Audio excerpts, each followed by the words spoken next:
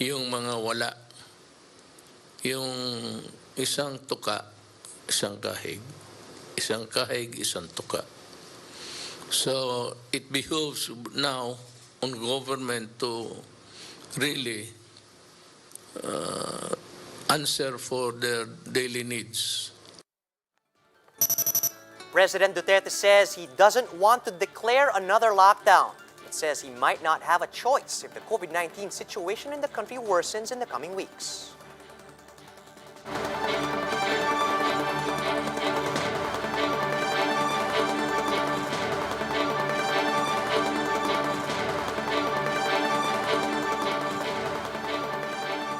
The Newsday continues here on One News Now. I'm Charles Lejano. The president appears torn between preserving the economy and keeping people in their homes in light of the recent spikes in the transmission of COVID-19 in the provinces. To tell us more about this, we have Maricel Halili reporting live from Mandaluyong. Maricel, what precisely is causing the president's dilemma?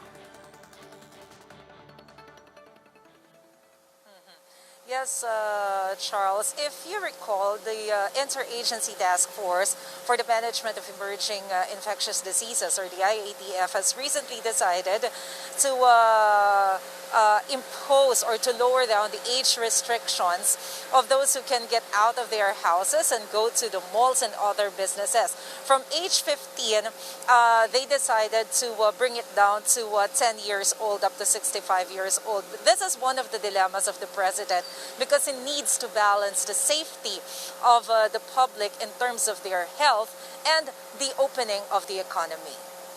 Right, Maricel, the president did reverse the IATF's resolution on those minors who are allowed to stay at home or required to stay at home. But then what precisely caused the president to decide against the easing of restrictions? Actually, Charles, the president is concerned about the new variant of COVID-19, which was detected in the country. He is concerned that it might be spread in different provinces. As we all know, there are already 12 cases in Bontoc. There's another in Calamba and another one in Quezon City. And so he doesn't want this new variant to be spread all throughout the country. And to be able to prevent this, he decided to revoke the order of the IATF to implement the age restriction from 10 years old and above. Instead of 10 years old, he decided to bring it back to 15 years old up to 65 years old. Right, that being said, Maricel, if the president's not keen on imposing another lockdown on the general population, how then are they proposing to address this high transmission rate in the provinces? He reiterated the need for the implementation or strict implementation of the minimum health standard.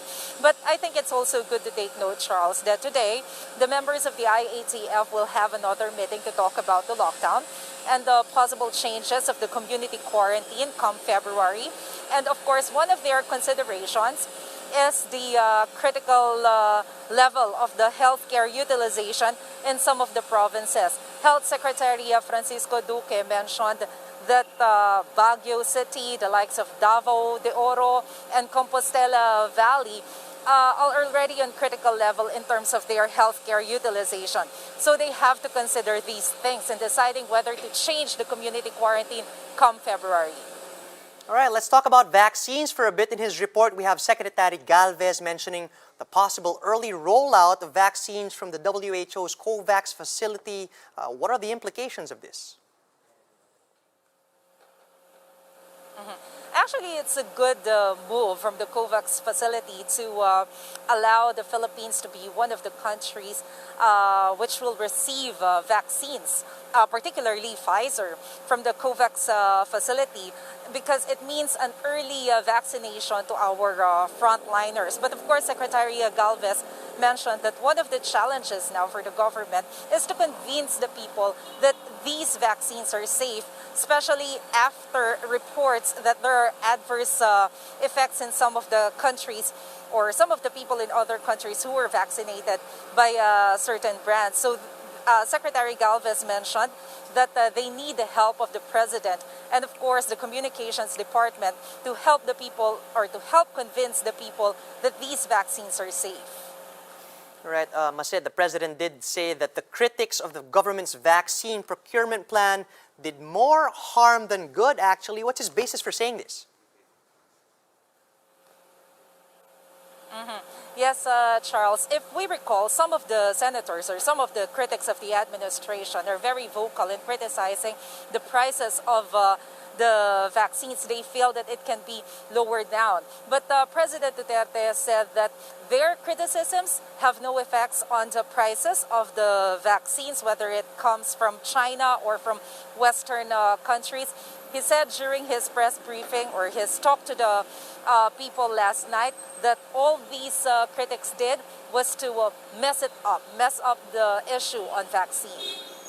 Right. In addition to that, the president mentioned something about stabbing certain people who have used his name in relation to corruption. Could you give us the context of the president's statement?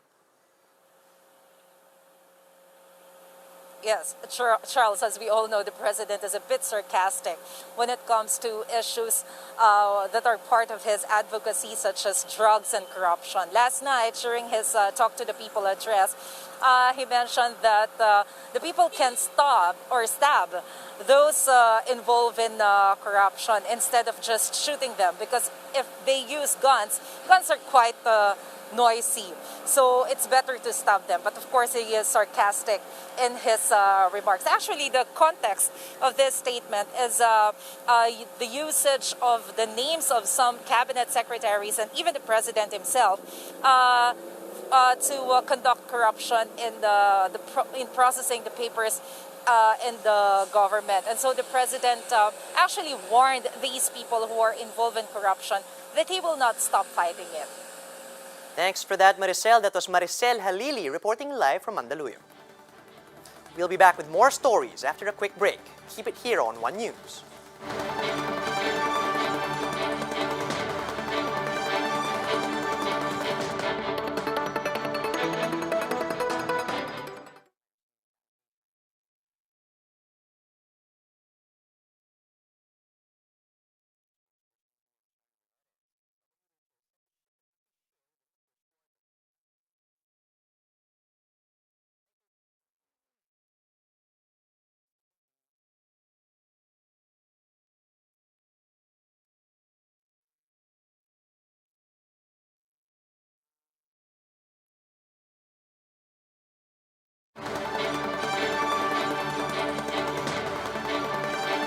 You're still watching One News Now. I'm Charles Lejano. The Philippines might receive its vaccine allocation from the WHO's COVAX facility very soon. In an interview with Radyo 5, DOH spokesperson Maria Rosario Vergeire says the WHO is set to ship the country's share within the first quarter of this year. Vergeire says the first batch of subsidized vaccines will cover about 24 million Filipinos. Ang first priority natin would be about 24 million of the population. But the target really would be around 70 million Filipinos because this is 70% of the population. We will have a national database of all recipients of this vaccine, and then each person will have his immunization card. And since COVID shots are now more accessible in other countries, Vergeire reminds Filipinos that getting the vaccine abroad will not exempt them from the mandatory quarantine period upon their return to the Philippines. This includes the recently approved 5th-day test, where returning residents will undergo a second RT-PCR test 5 days into their mandatory quarantine. So anybody who has had their vaccination would still need to comply with the minimum public health protocols. It's not going to be a safeguard or something that you can use to exempt yourself from the health protocols. 14 days quarantine and nagkaroon tayo ng revised protocol na kapag dating nila dito, they will be tested and then they will be quarantined until the 5th day when they get another test and they turn negative. So pagkatapos po nun, kailangan i-endorse sila properly sa local government at doon nila itutuloy yung i-complete ang 14 days. AFP officials may face cyber libel and contempt charges after releasing an erroneous list linking some UP alumni with the Reds. Camille Samonte has the report. The AFP has apologized to University of the Philippines alumni who were included in a list of alleged People's Army recruits. In a now-deleted Facebook post on January 22, the AFP Information Exchange named 27 supposed rebels who were allegedly killed or captured. In a statement Sunday, the AFP said it will conduct an internal investigation as to how the list got published. Those responsible for it will also be held accountable. Despite this, Alex Padilla, a lawyer and former government peace panel chair who was included in the list, says the damage has been done. He also says each one on the list deserves an apology letter from the military. While I appreciate the statement coming from the AFP Information Management Center, it is not enough. It wasn't enough dahil ang sabi nila doon, they apologize for the inconsistency. Anong inconsistency pinag-uusapan dito? Outright kasinungalingan ang nangyari dito. Walang inconsistency. It was lies, false news, no? Padilla and other UP alumni are merely filing cyber libel and contempt charges against AFP officials for red tagging. He also called on the government to stop calling random people communists. Sa dami-dami ng pera na binubuhos natin sa AFP, yung kanilang intelligence fund, they came out with a list that was 40 years old. No? 40 years old. Biruin mo yun?